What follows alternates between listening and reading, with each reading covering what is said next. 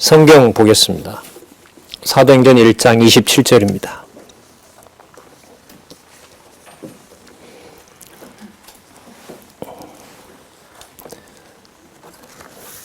사도행전 11장 27절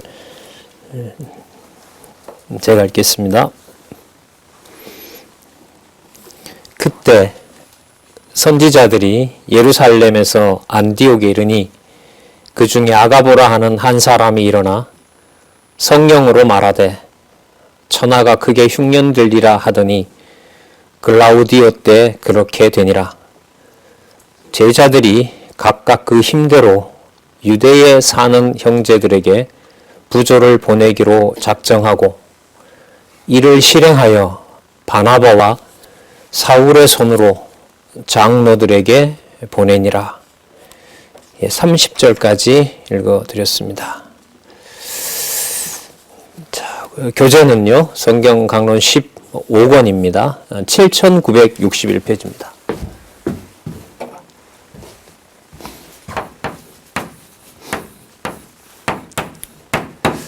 자, 우리 성경 개론 먼저 살펴보도록 하겠습니다. 지금 이 주제가 속한 구절을 읽었습니다. 내용이 무슨 내용을 기록하고 있냐면 성령께서 부활 승천하신 바로 그분이 그리스도라는 사실을 확증하도록 하기 위해서 이방 땅 안디옥에 교회가 세워지도록 하시는 내용을 우리가 살펴보고 있습니다. 또 그 내용을 기록하고 있습니다. 자, 그 안디옥에 교회가 설립되도록 하시면서 준비하고 계신 건 뭐냐 하면 바로 박해라는 하나님의 깊은 섭리 방법이 여기에서 이제 드러나고 있습니다. 참 할 일도 많고 결집이 필요한데 헤롯이 사도들을 박해하고 야고보 사도가 순교당하는 일이 이제 일어납니다. 참 이 조합을 우리가 생각해서 만들어낼 수가 없습니다. 물론 사도들도 받았던 약속이지만 그래서 그 사도행전에 보시면은 그 금식 기도하는 내용들이 많이 나옵니다.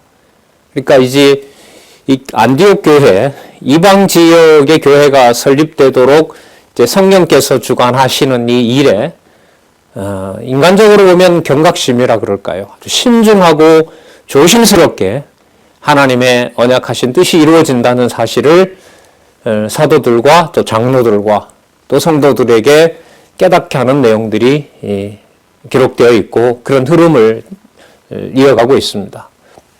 그런 안디옥 교회 설립과 박해인데 그리스도께서 약속하신 경우로 보면 보혜사 성령께서 오셔서 진리로 인도하게 되면 세상의 권력들이, 관원들이 이스라엘 사람들이든 이방인들이든 그 진리의 말씀이 전해질 때 박해를 받는다고 이미 약속을 하셨어요. 자, 그래서 이 과를 그 언약에 기초해서 읽으면 성령께서 부활 승천하신 그분이 그리스도이시고 살아 계심으로 안디옥의 교회가 설립되도록 성령을 통하여 주관하시면서 그렇게 하심으로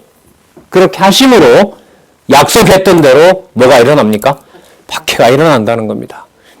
살아계신 하나님의 능력이고 부활 승천하시기 전 죽으시고 고난을 당하시고 수치를 겪으신 바로 그 그리스도의 약속, 너희들도 자기 십자가를 지게 될 것이라는 약속에 따라서 사도들이 먼저 이렇게 박해당하고 순교당하고 우리는 앞부분에 또 스데반 집사의 순교도 살펴봤죠. 그 약속이 지금 이루어지고 있는 것이죠.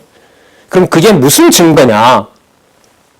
말씀이 전해지지 않게 되는 사건이 무엇을 의미하냐면 말씀이 전파되는 과정이라는 겁니다. 그걸 이루신다는 거죠. 사람이 하지 않는다는 말은 뭐 너무 분명하게 나타납니다. 그 일로 하나님께서 박해를 당하게 하니까요. 피난할 수밖에 없는 상황이 되고, 자, 사도 바울과, 본문엔 바나바죠. 바울과 바나바를 통해서, 자, 안디옥 교회 설립과 박해를 통하여, 어디에요? 이방 지역의 교회가 설립되는 일이 13장에서부터 이제 본격적으로 시작이 되는 겁니다. 자, 여기 한번 초점 맞춰볼까요? 이방 지역에, 자, 제1절이 뭐였냐면, 어디죠? 예루살렘에 이렇게 되죠. 예루살렘, 그 다음에 온 유대, 사마리아 땅에, 그러니까 이스라엘로 통칭할 수 있는 그 지역에 교회가 설립되도록 한 약속을 이루시고, 그 다음에 이방 지역에 동일한 하나님 여호와께서 예수 그리스도를 머리로 한 하나님의 교회, 그리스도의 몸된 교회를 세워주신다는 것이 엄청난 지금 사건이 일어나고 있는 겁니다. 그래서 이 15장에 나타난 율법 문제에 대한 변론도 이방 지역에, 자, 이렇게 바울과 바나바를 통해서 구브로 지역, 이고니온 지역에 제1차 이른바 전도 여행이 일어나게 되죠. 이 사건을 예루살렘 교회가 그 장로들을 포함한 사도들도 놀라는 거죠. 받은 바 약속이 이렇게 어마어마하게 이방 지역 교회에 동일한 하나님이 임하셨다는 사실을 예루살렘 교회가 충격으로 받아들이게 됩니다. 문화도 다르고 인종도 다르고 전통은 너무너무 다른 그 이방 지역에 이 바울 사도의 일행이 동일한 성령이 임했다라고 전하니까 예루살렘 교회가 놀랄 수밖에 없는 겁니다. 자, 이 사실을 나중에 야고보 사도, 예수님 동생이죠. 동생이 혈육인 그 야고보 사도가 예루살렘의 장로이죠. 그 장로의 입에서 맞다, 호세아의 언약했던 말씀이 이루어지고 있다. 우리가 공부한 내용으로 보면 이사야부터 말라기에 나타난 3대 언약, 실체적인 3대 언약의 범위에 누가 들어온다? 이방인이 들어온다는 거죠. 자, 특징이 있다 그랬죠. 남북 이스라엘의 통일이 이루어진다. 그래 구약에서 말했던 그 분열 왕국은 진리의 말씀으로 통일이 일어나게 됩니다. 그러니까 예루살렘, 온 유대, 사마리아라고 하는 것을 다르게 말하면 이스라엘이라는 이름으로 신령한 백성과 추가하여 이방인도 하나님 백성 된다는 거죠. 그리고 그들이 살고 있는 지역이 바로 진리의 말씀으로 정복하는 거죠. 땅 언약이 이루어지는 거죠. 그리고 부활 승천하신 그분이 하나님 아버지 우편에서 교회의 머리 되시는, 통치자 되시는, 통치가 일어나는 일들이 우리가 사도행전 1장 12절에서부터 지금 살펴보고 있는 겁니다. 그 속에 성령께서 양육하신다는 내용이 로마서부터 여러분 로마서, 고린도전서, 갈라디아서까지 나타나죠. 그리고 그게 바로 좀 좁히면 이사야부터 말라기에서 약속했던 이스라엘 하나님 통치국가, 만군의 여호와 이스라엘의 하나님이 생각하셨던 그 나라가 실체적인 나라, 하나님의 나라가 바로 교회라는 사실을 에베소서에서부터 빌레몬서까지, 맞죠? 에베소서부터 빌레몬서까지 교회를 무장시킴으로 그렇게 교회를 설립해 가시는 것을 더욱 확증해 주고 있죠. 그리고 히브리서부터 유다서까지 진리 투쟁하게 하시고 바로 거기에는 승리가 보장되어 있다는 사실을 하늘의 계시를 통하여 요한 계시록에서 확정해 주고 있습니다. 자, 이런 좀 큰 그림을 우리가 그리면서 자, 오늘 읽었던 본문을 다시 한번 보고요. 계속해서 살펴보도록 그렇게 하겠습니다.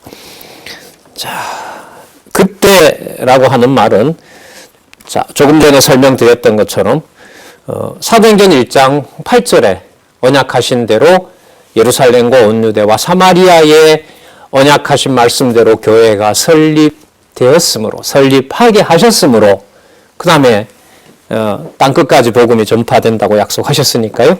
자, 그때 선지자들이 예루살렘에서 안디옥에 이르게 됩니다. 안디옥은 그 사마리아 더 북쪽으로 가죠. 자, 그 안디옥에 이르는데 그 중에 아가보라 하는 한 사람이 일어나, 이때 아가보가 여기 나와 있는 대로 선지자입니다. 이 선지자는 그 주석에 나와 있지만은요, 신약 교회 초기 계시 시대에 한정된 교회의 여러 은사 중에 고린도전서 12장 28절과 에베소서 2장 20절, 3장 5절에 보면 바로 여러 은사 중에 고린도전서 12장 28절에 보면 두 번째의 은사에 해당하는 직임이라고 할 수가 있겠죠. 그러니까 이 선지자들이 어떤 위치는 제가 볼 때 좀 중요한 것 같아요. 어떤 의미에서 중요하냐면 마지막 선지자를 세례 요한이라고 우리가 지금 마태복음에서 확인하고 있는데, 이 선지자들의 많은 무리는 구약에 언약했던 사실을 바탕으로 신약에 그리스도가 승천하시면서 약속하셨던 내용들이 이 땅에 이루어진다라는 것을 알려주는 그야말로 중요한 신구약의 다리라고 보시면 될 것 같아요. 연결고리인 거죠. 근데 이들이 사도들이 받았던 표적과 기사들에 대해서는 그렇게 많은 활동이 없어요. 그러면 사도들은 또 누구냐 하면 구약의 정통한 학자들은 아니지만 그리스도와 함께 있으면서 약속받은 바가 있죠. 너희에게 성령이 임하시면 권능을 받고 이렇게 나와 있으니까요. 그래서 표적과 기사가 따르게 되죠. 그럼 여기서 선지자들과 여기 사도들과 선지자들과 에베소서에 가면 또 목사라지만 그게 목자지요. 교사인 목사 이렇게 되죠. 교사들. 그리고 인정은 유대인들만 아닌 이방인도 포함하는 그야말로 실체적인 백성들이 모두 모이도록 해서 하나님 여호와를 알게 되는 바로 그러한 모임, 바로 교회가 설립되도록 하신다는 거죠. 그 중에 아가보라 하는 한 사람이 일어나 성령으로 말하되 천하가 크게 흉년들리라 하더니, 글라우디오 때, 로마의 네 번째 왕이죠. 자, 이 글라우디오 때에 그렇게 됩니다. 제자들이 각각 그 힘대로 유대에 사는 형제들에게 부조를 보내기로 작정하고 모금한 거죠. 우리가 말하는 바로 연보입니다. 이게 디아코니아라는 말인데, 이게 원어는 기록이 안 돼 있는데, 사랑의 봉사하고 사랑의 봉사를 실제로 수행하는 것을 바로 이 디아코니아라고 얘기를 합니다. 연보한 거죠. 여러분, 유대인들의 자존심으로 보면 이방이 모아준 그 돈을 굶주리는 게 편하겠어요? 먹는 게 편하겠어요? 갖다 쓰는 게 편하겠어요? 예? 이방인들이 모아준 우상에게 바치던 그리스도에 대한 복음을 몰랐으니까요. 자기네들이 봤을 땐 또 할례도 행하지 않고 모세의 율법도 행하지 않는 자들이 준 그 모아준 돈을 배고프다고 그걸 넙죽 받아 먹겠어요? 아니면 차라리 굶다가 죽지라는 마음이 더 크겠어요? 후자라고 봐요. 그럼 이걸 지금 누가 하시는 거죠? 성령께서 어느 교회든 차별이 없도록요. 예루살렘 교회든 유대인 중심 예루살렘 교회든 이방에 있는 백성들과의 차별을 없게 만들어 놓는 거죠. 형제들에게 부조를 보내기로 작정하고 이를 실행하여 바나바와 사울의 손으로, 자, 이게 보면 이제 이 거의 처음일 거예요. 장로들에게 보내니라. 사도들을 포함한 이 구분은 뭐 명확하게 되지는 않아요. 사도라고 했을 때는 특정 그 사도를 지칭하는데, 여기 보면 장로들에게 이랬을 때는 그 주석에도 나옵니다만은 연장자, 장로, 원로 이런 뜻인데요. 프레스비테로스라는 건데, 하나 더 기억할 게 뭐냐면 장로에 대한 이 호칭 중에 하나가 다른 게 있어요. 다른 표현이 있는데 바로 감독이라는 거예요. 감리교에서 말하는 감독 제도가 이제 말로는 거기서 나왔는데 성경적이지 않다고 보죠, 저는. 자, 그러면 이게 같은 말인데 직임과 관련 된 개념이 뭐냐 하면 바로 감독이에요. 그럼 이 감독은 뭘 하는 거죠? 먼저 깨달은 신앙의 선배로서 바른 말씀이 전해지고 있는지 아닌지를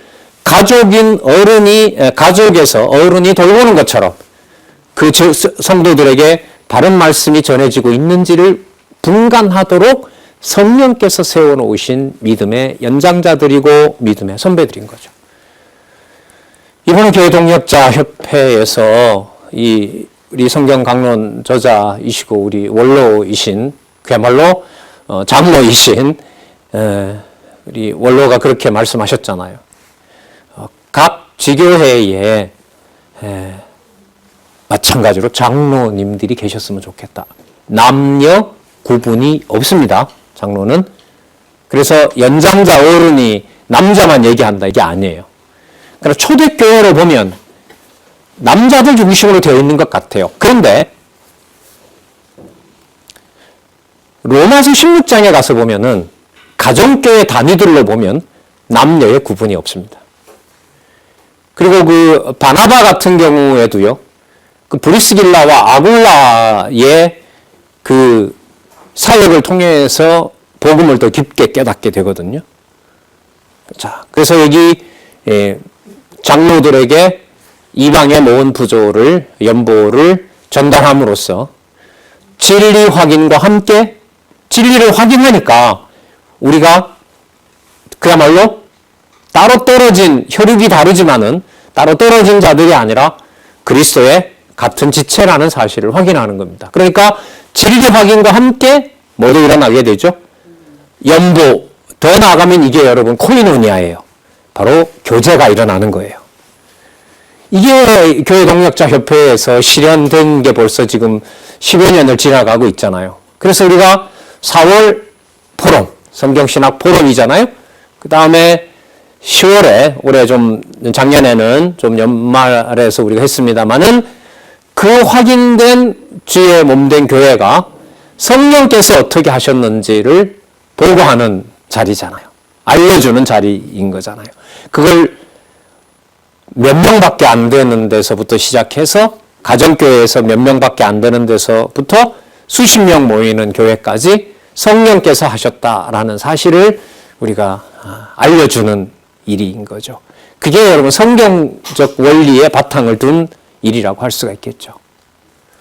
그래서 그 일을 교회 동역자 협회가 주체가 되어서 몇 날 며칠에 무슨 안건으로 뭘 처리한다라고 보면 별 감동은 없죠. 난 그때 뭐 바빠서 안 가지 뭐. 난 그때 일이 있어서 안 될 거야. 그것과 만약에 세상일로 보면 그렇게 여길 수가 있겠죠.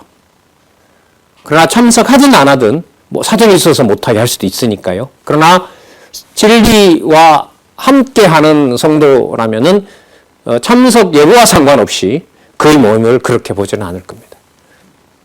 그리고 명칭이 이제 동역자 협회이기 때문에 교회학교 학생부터 집안에 있는 손자 손녀들부터 장로님들 권사님들까지 바로 그 일을 주어가 중요하죠. 누가 하시는 일? 이제 강론집에 나온 대로 성령께서 이러이러한 일을 교회 동역자 협회로 하여금 이런 은사교회 양육교회를 세우셨고 또한 진리투쟁을 하게 하시는 거구나. 그 일을 함께 이제 확인할 수 있는 그날이 하루라도 빨리 왔으면 좋겠다는 거죠. 예. 마치 우리가 과거에 그 여름 휴가 기간에 보냈던 사경의 기간에 그 교회학교 유아부부터 시작해서 우리가 함께 보냈던 적이 있었죠. 그러나 그것도 돌이켜보면 진리의 토대가 확고하지 않으니까 수백 명 모인 그냥 행사인 거죠. 하나님 그 일을 반복하지 않게 하시고 실하게 그 명령 따라서 어떤 분이 보고하신 적은 없잖아요. 그야말로 뭐 참석하는 여부를 출석을 체크하는 것도 아니고 다른 노회나 총회는 출석 체크하죠. 우리는 출석 체크하지 않죠. 자, 여러분 교회 동역자 협회라는 명칭 변경을 좀 염두에 두시고요. 그 일을 성령께서 하신다는 것을 좀 깊이 생각하시면서 사도행전의 순서를 한번 잘 보시기 바랍니다. 교회 동역자 협회의 그야말로 규약, 우리 어떤 뭐 헌법 이런 게 아니라 규칙, 그걸 굳이 우리가 제시한 이유가 바로 이걸 성경의 원리 따라서 진리의 말씀으로 말씀이 운동해 간다는 사실을 확증해 주기 위해서, 확인하기 위해서 성경적 근거를 통해서 그 규약을 만들고 있죠. 또 한 번 이제 명칭과 더불어서 그 성경적 원리에 대해서 더 투명하게 이제 또 살펴봐야 될 시간이 된 것 같기도 합니다. 순서를 한번 잘 따라가 보도록 하겠습니다. 자, 그래서 장로의 어떤 외적인 어떤 모습이 장로라면은 그 내적인 직임은 바로 진리를 사수해서 그걸 잘 독초는 먹지 않게 하는 바로 그런 진리 분별자의 직임도 중요하다는 사실을 또 한 번 강조를 드립니다. 또 나올 겁니다. 이 내용은. 자, 그럼 이렇게 안디옥 교회와 또 유대 형제들이 서로 하나가 되게 했으면, 이건 아직까지 유대 땅에서 일어난 일이거든요. 자, 사마리아 지역, 그러니까 남과 북이 뭐되도록 한 거죠? 통일되게 한 일인 겁니다. 하나의 교회가 되도록 한 거죠. 그럼 이제 좋잖아요, 때가. 사도들을 중심으로 선지자들을 이 다리로 예루살렘 전체, 예루살렘과 남유다와 그야말로 북이스라엘이 한 교회가 되니까 얼마나 좋아요. 그러면 하나님께서 어떻게 해요? 번성시켜 주시면 좋잖아요. 자손 땅 통치 언약을 하나님이 하시면 얼마나 좋아요. 그래서 좀 심정으로 보면요, 좀 12장에서부터 13장 3절은 좀 빼고 싶어요. 얼마나 연결이 잘 되나 보세요. 안디옥의 교회가 세워짐. 자, 예루살렘 교회와 사마리아 지역까지 하나가 된 교회가 세워지고 안디옥에 주로 거주하던 사람들은 이방인들이 많습니다. 그러니까 분립이 안 되는 곳인데 그게 하나로 됐으므로, 자, 요거 뺄게요. 아시아 교회인 구브로 등지에도 바울을 통하여 말씀을 전하게 하심. 얼마나 좋아요. 연결되죠? 그래서 어디에도 이방 지역에도 교회가 설립됩니다라는 게 얼마나 자연스럽습니까? 그런데 누가 하신다는 거죠? 누가 약속하신 대로? 그리스도께서 약속하신 대로 꼭 성취되어서 하나님의 약속을 이루시고자 헤롯이 사도들을 박해한다는 내용이 여기에 딱 들어가 있어요. 이 구조는 여러분 보세요. 박해하지만 말씀이 전파되는 것이 아니라 어떻게 되죠? 전파되지 못하는 것이 아니라 전파되죠? 그래서 뭐가 서요? 이방 지역의 교회가 서죠. 그러니까 박해는 환난과 또 잠멸하는, 사도 바울이 교회를 잠멸한다 그랬잖아요. 그 교회가 서지 못하도록 하는 일인데 그 일이 어느 지역에도? 이방 지역에도 복음이 전해지는 논리. 때리는 줄 알았는데 진리의 말씀으로 싸매는 일인 거고요. 자, 전부 뽑아버리는 줄 알았는데 이제 바벨론에 하나님의 성전을 보관하고 거기에서 생육 번성하게 하는 일이었잖아요. 다 흩어버린 줄 알았는데 각 지역에 가서 여호와 이름을 알리는 일이 벌어져서 함께 모으는 일이 벌어진 거고요. 세상 나라가 더 큰 줄 알았는데 성민 나라가 세워지는 증거가 되잖아요. 어디 논리예요, 이게? 이 구조가? 선지서 논리인 거예요. 선지서의 그 두 구도 너무 중요하다 그랬죠. 그 두 구도는 패망과 회복이라는 구도는 여러분들과 제가 손댈 수 있는 게 아니에요. 두 가지 중에 하나 선택해라. 사람들 사는 사회에서는 너 두 가지 중에 하나 선택해. 얼마나 좋아요. 헷갈리지 않고 내 기분대로 선택하면 되죠. 그러나 하나님의 섭리상의 두 가지는요, 우리가 절대로 손을 댈 수 없게 만드는 거예요. 우리 중심으로 함부로 헤아릴 수가 없어요. 왜? 패망이 나쁘다라고 생각하죠. 왜냐면 내 목숨이 끊어지는 건데. 온몸으로 느끼는 거고요. 절규할 수 있는 거고. 잡아주지 않으면 신이 도대체 왜 이러느냐라고 항변할 수밖에 없는 건데, 진리로 세워주시면 그 패망이 무슨 일이 되는 거죠? 회복시키는 일의 시작이라는 겁니다. 그거 사람이 정리를 잘하면 잘할 수 있겠어요? 안 되는 거죠. 자, 그래서 여러분, 이 삽입되어 있는, 이 중간에 딱 이런 내용들이 많이 나오거든요. 사도행전 9조에 여러분 이게 많이 나와요. 그럼 사도행전만 그러느냐? 아니요. 마태, 마가, 누가, 요한, 사도행전 1장 11절까지의 그리스도의 직임과 신분과 사역과 본성에 보면 어떤 구조를 따르고 있냐면 이 구조를 따르고 있어요. 신약만 그러냐? 아니에요. 창세기부터 말라기까지 이런 성경 개론의 구조는 너무너무 많아요. 어떻게 보면 이게 진짜 재미라면 재미죠. 왜? 세상에서 말하는 그 진리를 깨닫게 하는 방법과는 차원이 다른 거니까요. 자, 바나바와 사울의 손으로 장로들에게 보내니라. 자, 그러면 12장 1절을 조금 전에 설명을 드렸으니까 한번 읽어볼까요? 그때는 어느 때일까요? 앞부분에 나왔던 걸로 보면 이방인과 유대 교회가 하나가 되게 됐을 때. 왜? 유대 교회가 뭐까지 받았으니까? 이방인에 보내준 또 사마리아라는 그 이방인과 같은 존재들인 거죠. 그들이 보내준 뭐까지? 연복까지 흡족히 받았으니까 우리가 뭐예요? 같은 형제라는 거죠. 유대인들에게는 그 율법에 나오는 것처럼 굶주리는 이웃을 두면 어떻게 돼요? 율법대로 처벌받습니다. 그러니까 자기 형제라는 의식이 너무 강하잖아요. 그래서 율법에 있는 대로 굶주리게 되면 반드시 도와줘야 되는 거죠. 그런데 그걸 누구로부터 받는다? 이방인으로부터 받아들였다고 하는 것은 유대인들의 문화에서는 이 토대가 흔들리는 거죠. 약속하신 교회가 세워지는 분명한 증거입니다. 그럴 때 이런 말입니다. 헤롯 왕이 손을 들어 교회 중 몇 사람을 해하려 하여, 표현이 재밌죠? 교회 중 몇 사람을 해하려 하여 요한의 형제 야고보를 칼로 죽이니. 이 헤롯 왕은요, 예수님 당시에 그 헤롯 왕의 손자라고 보시면 돼요. 할아버지는 예수님 당시에 유아들을 학살했던 그런 큰 범죄를 하게 했다면 그 손자는 사도들을 죽이는 바로 그 세상의 짐승권세 역할을 하고 있는 거죠. 이 일도 누가 하시는 걸까요? 우리가 이 현장에 있었으면 이걸 주께서 헤롯으로 하여금 야고보 사도를 하늘나라로 데려갔다. 이걸 우리가 말로 하기 힘들겠죠. 그죠? 그러니까 여러분, 조그만한 그 좀 적은 어려움이 있어도 이렇게 적은 수의 교회 성도를 왜 이렇게까지 할 필요가 있느냐라는 거, 저도 그런 불평불만을 많이 했고요. 아마 말은 못하지만 속으로 그것 때문에 속병이 드신 아마 우리 동역자들과 선배들도 계실 것 같습니다.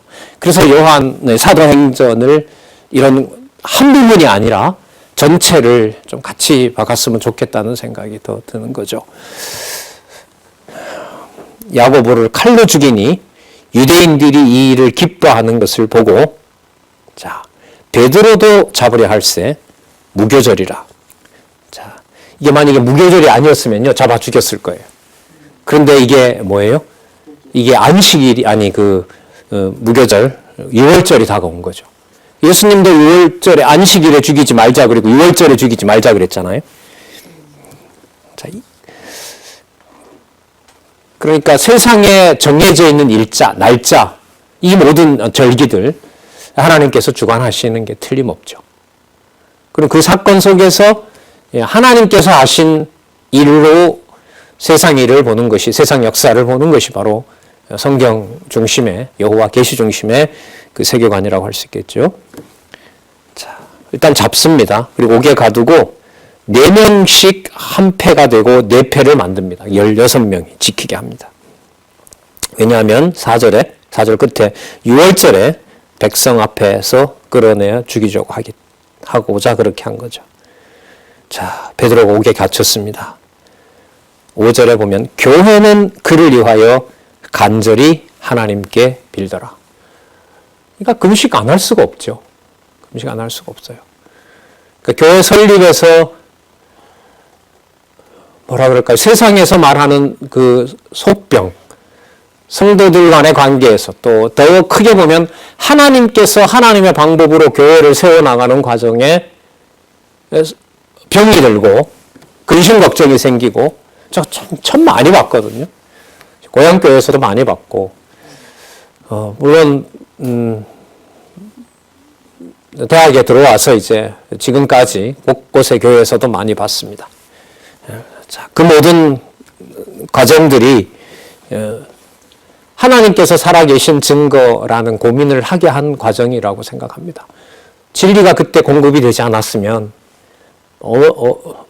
많은 상처를 받고 아마 돌아섰겠죠. 교회는 그를 위하여 간절히 하나님께 빌더라. 헤롯이 잡아내려고 하는 그 전날 밤에 임박했어요. 마치 에스더 상황하고 비슷하죠. 자, 몇 시간 후면 다 죽습니다. 그런데 그 전날 밤에 베드로가 두 군사 틈에서 두 쇠사슬에 매여 누워 자는데 또 파수꾼들은 옥문을 지키고 있습니다. 7절에 주의 사자가 곁에 섬에 옥중에 광채가 내리쪼이고요. 베드로의 옆구리를 쳐버립니다. 그러니까 자는데 옆구리를 확 쳐버리니까 깜짝 놀랐겠죠. 급히 일어나라 하니 쇠사슬이 그 손에서 벗어지더라. 제가 이런 구절을 읽을 때 좀 불만이었던 게, 이 능력에 있는 주의 사자가 아까 누가 순교했다 그랬죠? 헤롯에 의해서? 야고보가 순교했다 그랬죠? 야고보가 순교할 때 좀 보내주시면 안 되나? 이런 참 생각이 많이 들었었어요. 진짜 인간 중심적인 생각이죠. 하지만 내 스스로 정리할 수 없는 문제들. 8절 천사가 가로되 띠를 띠고 신을 들매라 하거늘. 여러분 신발끈도 내 맘대로 매는 게 아닙니다. 베드로가 그대로 하니 천사가 또 가로되 겉옷을 입고 따라오라 한데 베드로가 나와서 따라갈새 천사야 하는 것이 참인 줄 알지 못하고 환상을 보는 거 아니라, 이 마치 뭐냐면 그 베드로가 변화산에서 예수님 만났을 때 하나는 주를 위하여, 하나는 엘리야를 위하여, 하나는 모세를 위해서 집을 짓는다는데, 그 복음서 마가복음인가요? 누가복음에 뭐라 나오죠? 자기가 하는 말을 자기도 모르더라. 여러분, 우리는 이성적인 판단을 내리면 내가 판단하는 내용을 내가 안다고 생각해요. 이게 인식론에 있어서 기본적인 게, 내가 모르고 했으면 그게 여러분 사람을 죽여도 나중에 정상참작이 됩니다. 그러니까 자기가 아는 능력을 자기가 가지고 있다는 것이 인본주의의 가장 바탕에 깔려 있는 거거든요. 근데 지금 여기 보시면은 성령께서 해 가시는 일을, 하나님의 사자, 하나님이 하시는 일을 자기 지각으로 알아요, 몰라요? 몰라요. 근데 우리는 보고 들은 것 가지고 다 말하거든요. 자꾸 교회를 무섭다고 하는 게 함부로 말할 수 없는 이런 상황들 때문에 그래요. 이 일은 분명히 누가 하시는 일인 거죠? 성령께서 하시는 일이거든요. 깨달음을 주고 자비를 베풀어 줌으로 교회가 귀하게 보이고 가정교회의 소중함이 들어오고, 자, 그러나 어느 한순간 그게 어두워지게 되면 내가 이제 주인이 되는 것이죠. 그게 이루어지지 않으면 이제 속이 상한 거고요. 10절에 이에 첫째, 둘째 그러니까 파수꾼이죠. 보초들을 지나서 성으로 또 쇠문에 이르렀어요. 이제 그 감옥의 그 성 안에 있는 감옥의 마지막 문인가 봐요. 그 쇠문에 이르렀는데 문이 저절로 열립니다. 그리고 또 한 구간을 더 가요. 그리고 천사가 없어져요. 그래서 돌아보니까 옥이 아니라 나와 있는 거죠. 그때야 11절에 보면 정신이 나서 가로되 내가 이제야 참으로 주께서 그 천사를 보내어 나를 헤롯의 손과 유대 백성의 모든 기대에서 벗어나게 하신 줄 알겠노라. 자, 깨닫게 되는 겁니다. 그러니까 그때 다 깨닫는 게 아니죠. 이렇게 보면. 그러니까 멍하게 만들어 놓고 진리의 말씀을 차분하게 듣게 해서 깨닫게 하시는 이 과정인 겁니다. 그러면 여러분, 교회의 절대표지, 유일한 절대표지가 뭐임에 분명하죠? 성령께서 주시는 진리의 말씀임이 분명한 거예요. 세상 어떤 일이 벌어져도요, 진리의 말씀이 한두 사람이 함께한, 홀로 되어 있더라도 보혜사 성령이 함께 하시면은 요한복음에 있는 대로 예수님이 증거했잖아요. 증인? 나와 아버지가 증거하는데 두세 사람 이상이다. 나도. 두 사람 이상이 아니냐. 그렇게 예수님이 증거하셨듯이 성령께서 함께 하시면은 베드로는 홀로 감옥에 갇혀 있는 게 아닙니다.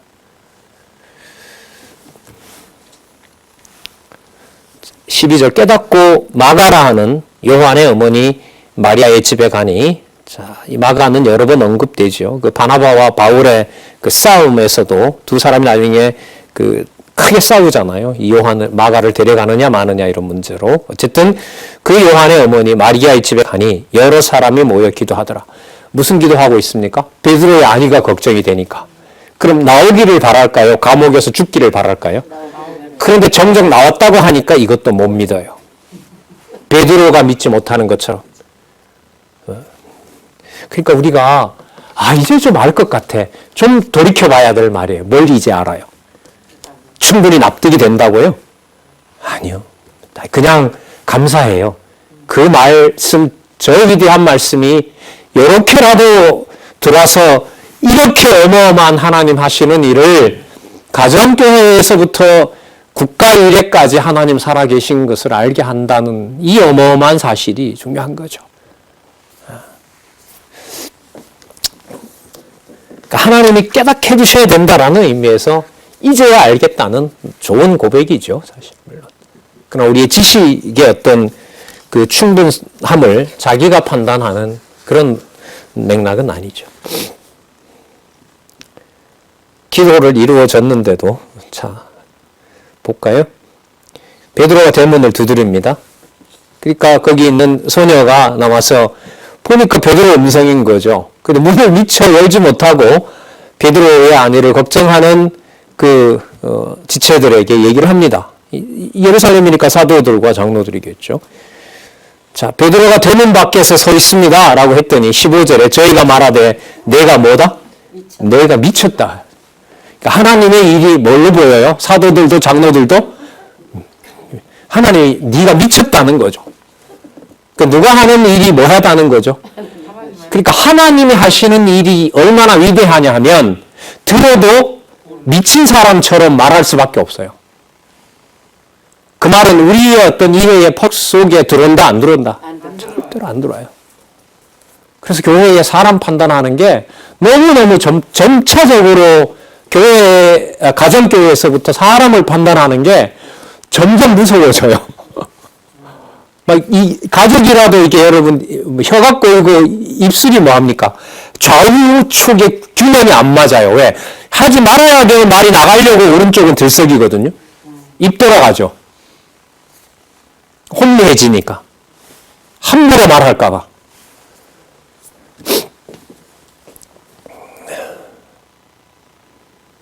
네가 미쳤다 하나 계집아이는 힘써 말하되 참말이라 진짜요 라고 한 거죠. 저희가 말하되 그러면 그의 천사라. 그의 영이다. 여러분 이 천사 쪽으로 몰아가면 예수님이 오신 것은 뭐가 되냐면 환상이 되어버리고 이걸 요한 2서에 가면 그런 자를 적그리스도라고 합니다. 그리스도가 이 땅에 육의 몸을 입고 온 것을 부정하는 자, 그 자가 바로 적그리스도인 거죠. 왜 적그리스도는 이런 사실을 유포하느냐? 성도들이 육신의 몸으로 하나님의 진리와 하나님의 교회를 위하여 수고하는 것을 무력화시키려고. 왜 그렇게 열심히 하느냐? 그리스도가 약속하셨던 대로 주신 은사 따라서 우리가 이렇게 지체들을 함께 섬기고자 애쓰고 있어. 그렇게 말하면 뭐라고 반박하냐면 예수님 안 왔어. 우리 기다리는 대로 그냥 유령으로 왔다 갔을 뿐이야. 그게 천사가 왔다 간 거야. 그러니까 육신의 힘을 그렇게 다쓸 필요 없어. 그리고 교회의 열심을 이간질을 시키는 게 바로 사단의 역사인 거죠. 자, 그의 천사라 하더라. 베드로가 문을 또 두드립니다. 그치지 않고 계속 두드리는데 문을 열어 베드로를 보고 놀라는지라.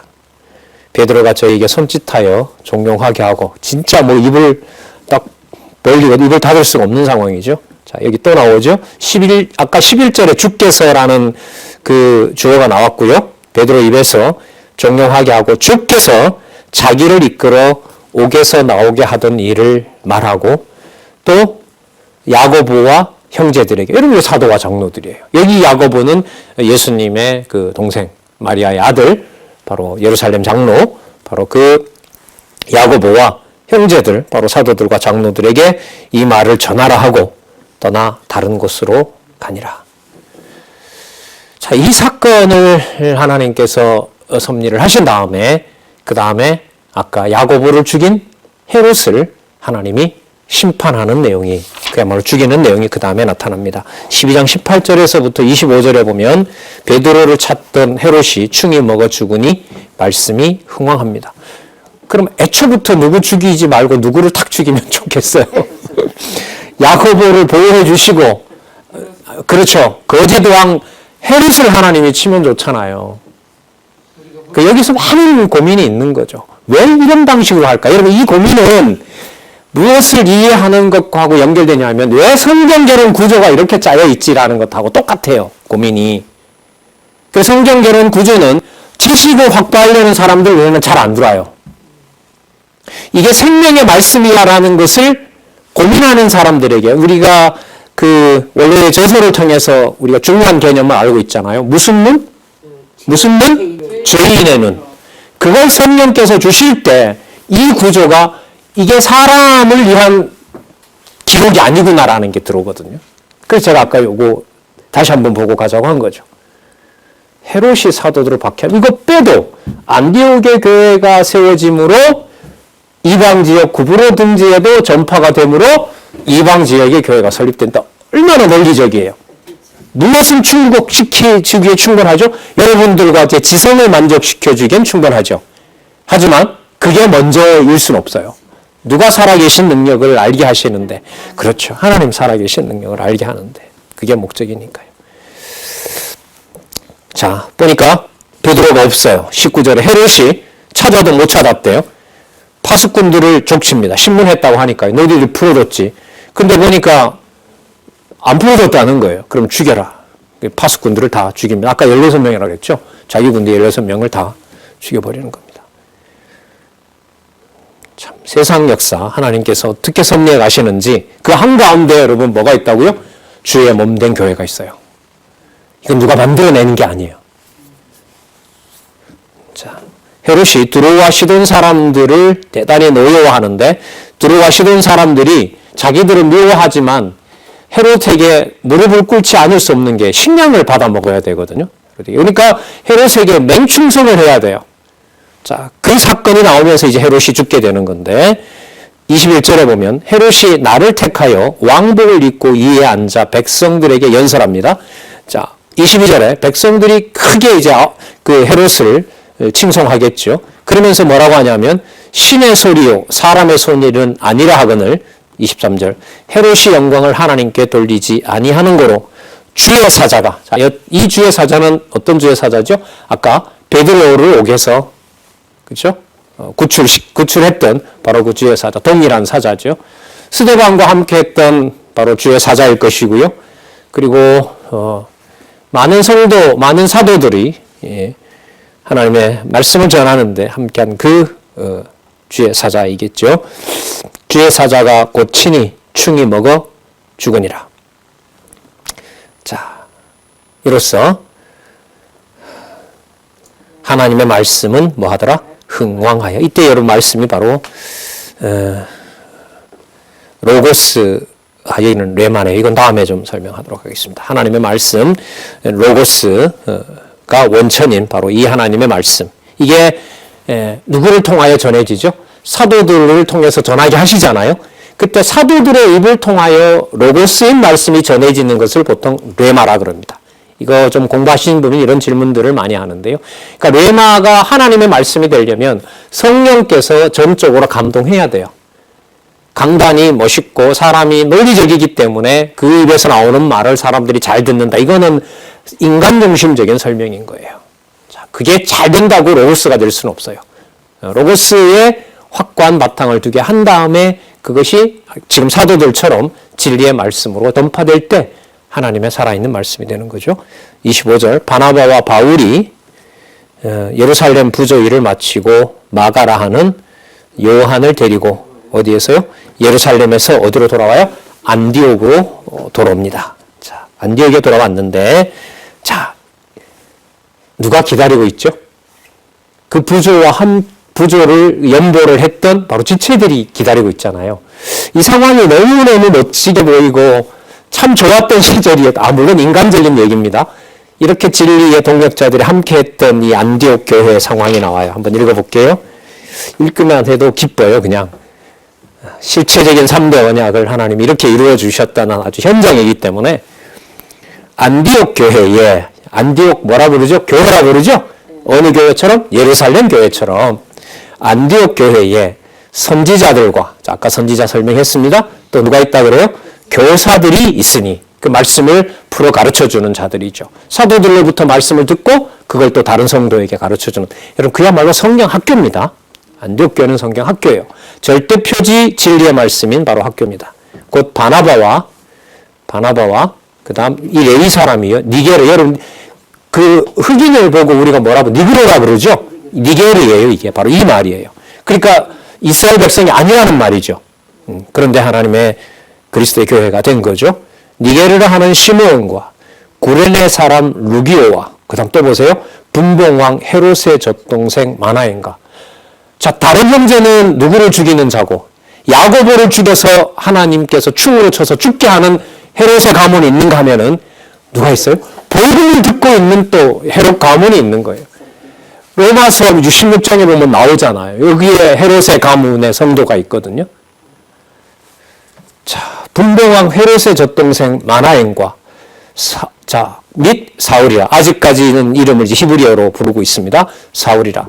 자, 2절. 주를 섬겨 금식할 때에 성령이 가라사대. 삼위 하나님이 단어입니다. 주를 섬겨 금식할 때에 성령이 가라사대. 내가 불러시키는 일을 위하여. 내가 불러시키는 일을 위하여. 성령께서 하시는 일입니다. 바나바와 사울을 따로 세우라 하시니 이에 금식하며 기도하고 두 사람에게 안수하여 보내니라. 어디로 보내냐면요. 자, 여기서부터 나오죠. 자, 이방 지역에 가속을 내시는 구브로 등지로 파송을 합니다. 교회 동역자 협회가 어떤 모습으로 교제하고 진리의 말씀을 확인하고 무슨 일을 하게 될 일에 대한 아주 중요한 현장 모습을 우리가 여기서 충분히 생각할 수 있습니다. 기도하겠습니다. 하나님 아버지 감사합니다. 진리의 말씀 너무너무 좋습니다. 하나님 여호와를 깨닫게 하시는 이 절대 진리의 말씀을 이 시대에 하나하나 같이 살펴보고 확인하고 하나님 여호와를 찬양할 수 있게 하여 주셔서 감사합니다. 오늘날에도 이 진리를 더욱 사랑하게 하여 주시고 처한 처소에서도 진리의 말씀 확신을 가지고 전하며 또한 지켜갈 수 있도록 무한한 은총을 허락하여 주시옵소서. 예수님의 이름으로 기도드렸습니다. 아멘.